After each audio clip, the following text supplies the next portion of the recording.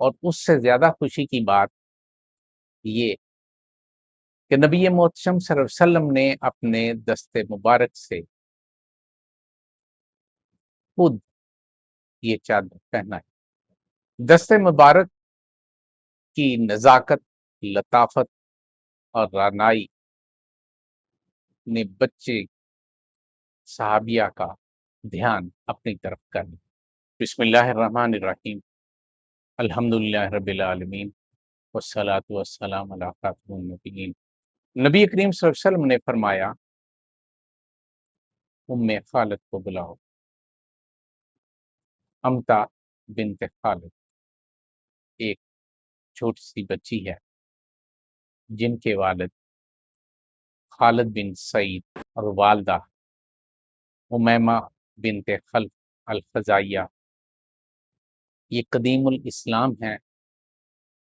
انہوں نے پہلی ہجرت حبشہ کے لیے کی اور دوسری ہجرت نبی کریم صلی اللہ علیہ وسلم نے جب مدینہ میں ہجرت فرمائی اس کے بعد کی۔ یہ ننھی صحابیہ ام خالد حبشہ میں پیدا ہوئی۔ بچپن کا کچھ حصہ حبشہ میں گزرا۔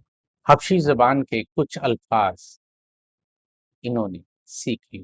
نبی محتشم صلی اللہ علیہ وسلم نے ان کی کنیت ام خالد رکھی۔ نبی کریم صلی اللہ علیہ وسلم کو ہدیے میں کچھ پارچہ جات دیے گئے۔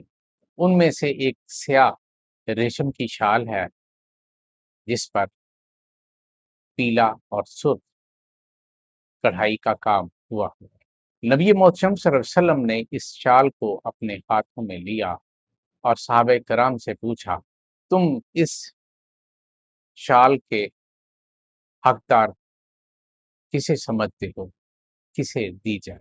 صحابہ کرام ادب کی وجہ سے خاموش رہا کرتے تھے، اس موقع پر بھی خاموش ہو گئے، لیکن ایک تجسس تھا کہ یہ قیمتی منتش چادر کس خوش قسمت کے حصے میں آتی ہے۔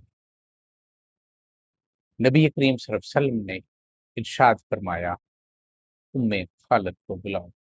حضرت خالد بن سعید رضی اللہ عنہ اپنی بیٹی ام خالد کو گود میں اٹھا لائے۔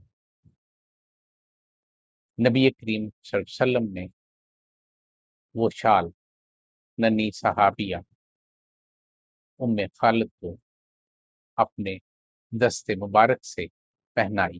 نبی کریم صلی اللہ علیہ وسلم یہ شال، یہ چادر ان کے گھر بھی بھجوا سکتے تھے، مگر آپ نے بنفس نفیس اپنے دست مبارک سے یہ چادر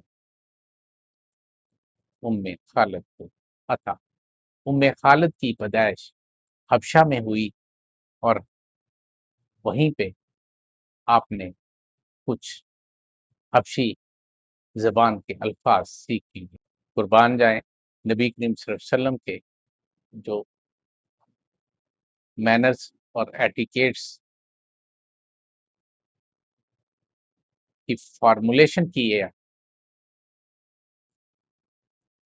آپ نے حبشی زبان میں ہی اس ننھی صحابیہ سے کہا، حاذا سنہ یا ام خالد، حاذا سنہ، ام خالد یہ کپڑا تمہیں بہت جچ رہا ہے، یہ کپڑا تمہیں بہت خوبصورت لگ رہا ہے۔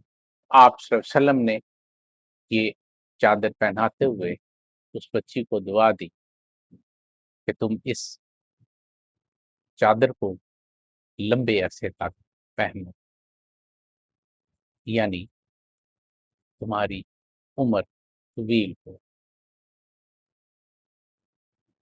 حضرت ام خالد رضی اللہ عنہا وہ واحد صحابیہ ہیں جن کی وفات تمام صحابیات کے انتقال کے بعد۔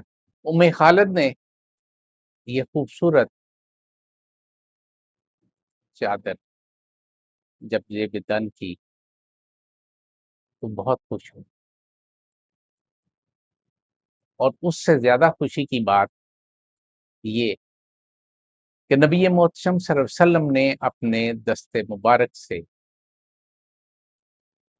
خود یہ چادر پہنا ہے۔ دست مبارک کی نزاکت، لطافت اور رعنائی نے بچے صحابیہ کا دھیان اپنی طرف کر لیا۔ وہ نبی کریم صلی اللہ علیہ وسلم کے دست اقدس سے کھیلتی رہی، پھر مہر نبوت کی زیارت سے مشرف ہوتی رہی اور ہاتھ سے اسے لمس کرتی رہی۔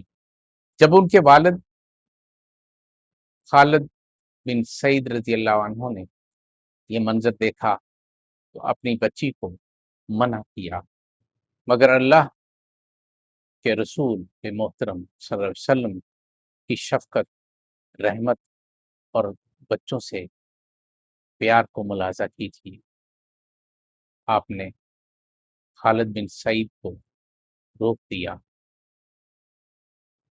اور بچی کو اپنی مہر نبوت سے کھیلنے دیا۔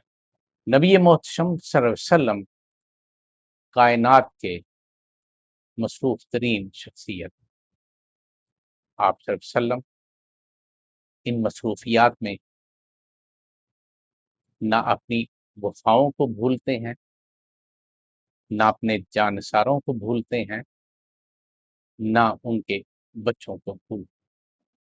بہت سے واقعات میں سے یہ واقعہ آپ صلی اللہ علیہ وسلم کی شفقت اور محبت کی ایک جھلک ہے۔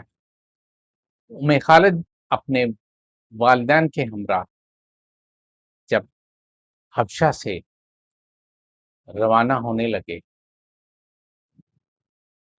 تو نجاشی نے اس وفد کو انعام و اکرام بھی دیا اور پیغام بھی کہ جب نبی محتشم صلی اللہ علیہ وسلم کے پاس پہنچ جاؤ، یہ تحائف میری طرف سے بھی دینا اور نہایت ادب سے میرا سلام بھی پہنچا دینا۔ اور مسلمانوں کو وصیت کی کہ سب سے پہلے میرا سلام نبی محتشم صلی اللہ علیہ وسلم سے کہنا۔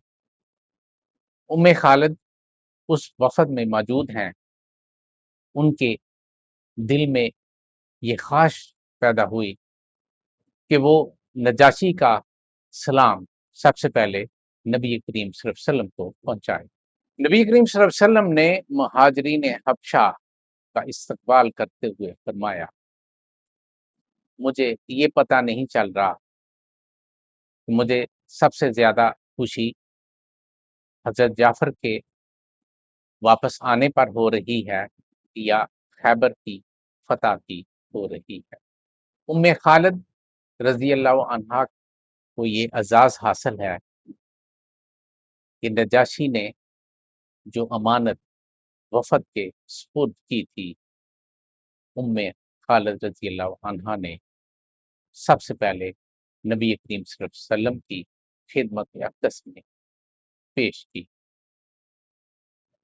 وما توفیقی الا